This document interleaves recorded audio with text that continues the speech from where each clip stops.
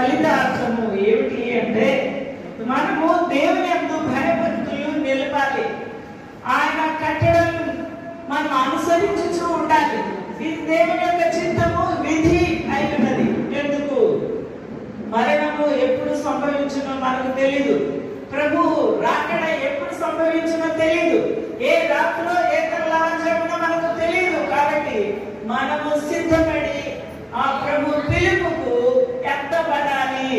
అది మనము జ్ఞాపకం చేసుకోవాలి. ప్రతి కూడికలో దేవుని వాక్యం మనల్ని హెచ్చరిస్తుంది. ప్రతి కూడికలో మనల్ని రేపుతుంది. మన ఆత్మ సిద్ధపడాలి అని ప్రభు యొక్క చిత్తము తెలియజేయబడుతూ ఉంది. కాబట్టి మనం నిర్లక్ష్య వైఖరిని మానవేయాలి.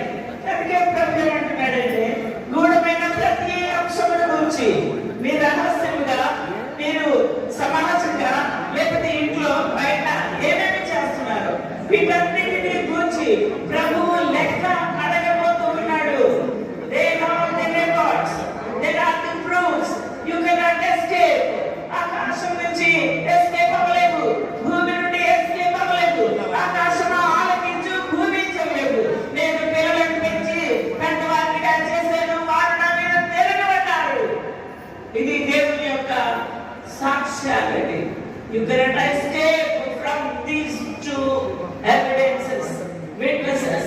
కాబట్టి మనం చేస్తున్న ప్రతి రికార్డ్ అవుతుంది. Be careful. We are accountable to our life. దేవుడు మనకి ఇచ్చిన ఈ ఆత్మకు, ఈ జీవితానికి, ఈ ఆరోగ్యానికి, శక్తికి, బలములకు, ప్రతి దానికి కూడా కర్తైన ప్రభు లెక్క అడగబోతూ ఉన్నాడు.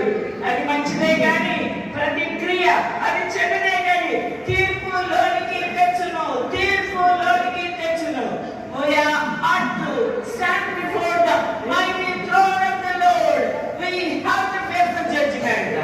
ఆ జడ్జిమెంట్ లో మన క్రియలు మన మీద సాక్ష్యాలు పలుకుతున్నాయి. కానీ యేసు రక్తంలో కడపడితే, మన పాపంలో పుట్టుకుంటే, ఆయన మన ప్రతి రికార్డులో ఉన్న పాపాలన్నీ ఆయన రక్తం మనల్ని శుద్ధి చేస్తుంది, పవిత్రపరుస్తుంది, తెల్లని హిమములాగా చేస్తుంది. అప్పుడు ఆయన కుమారుడైన యేసు రక్తము పవిత్రపరిచి నీతిమంతులుగా చేస్తాడు. అప్పుడు మన జీవము మన హృదయంలోకి వస్తుంది. అప్పుడు తీర్పులో నుండి